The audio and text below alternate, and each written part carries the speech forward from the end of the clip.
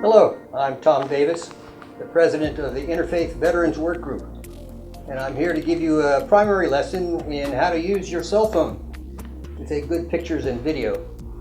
This is the first step in our project called Veterans Peace Videos, and we intend to work with communities of faith and small not-for-profits to teach people in those organizations how to use inexpensive equipment like cell phones or maybe small point-and-shoot cameras to make web videos. And we hope that those web videos will tell about peace in our greater Wilmington area. And we also hope that after your first video, you can use it for your own purposes. So today I'm going to teach you a very basic skills about how to use your cell phone. A lot of people have cell phones, and that's great for a tool for this project. The first thing I'm going to say is use two hands. And the reason you want to use two is it gives you better stability. So even if you're using a cell phone, use two hands.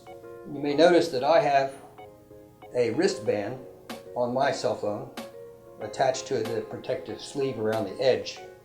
Just in case I should drop it, it's not going to break on the sidewalk. So the second thing is to move up close, because web videos are small.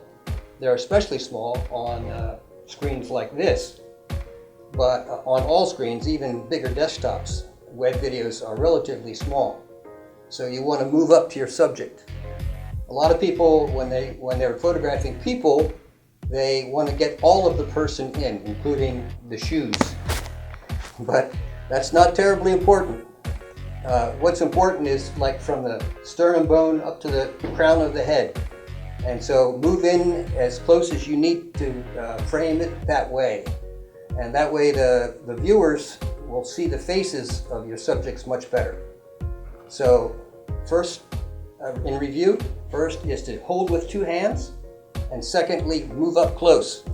If you feel awkward moving up too close to someone you don't know, get to know them before you move up close and ask permission to do that. And then you'll feel better and they'll feel better and you'll have a better video. Thirdly, a mistake that is often made is to try to take pictures of people in front of a background that is brighter than the subject's face. That's going to produce a poor exposure because the camera is going to read for the bright area and underexpose the subject's face. So if you have a choice, move your subject into an area where the background is darker than the subject. And if you're in a bright sun, you might want to move your subject into the shade, and you'll get much better exposure that way. The last thing that I would tell you in a basic lesson is that in terms of composition, and composition is arranging the elements of the frame in such a way that it produces a nice appearance. Most people will try to put the subject dead center in the very middle of the frame, I guess because they're afraid if they don't do that they might not get all of the subject in. But actually, for the best composition, you should put your subject slightly off center, either to the right or to the left.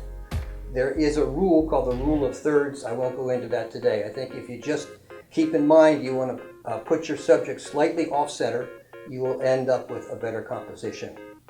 So those are the basic rules. They're quite simple. Two hands, okay? Move up close, right? Don't put your subject in front of a bright background. And finally, composition. Make sure your subject is slightly off center. So that's it for today. We'll do something more complicated in the next lesson. Thank you.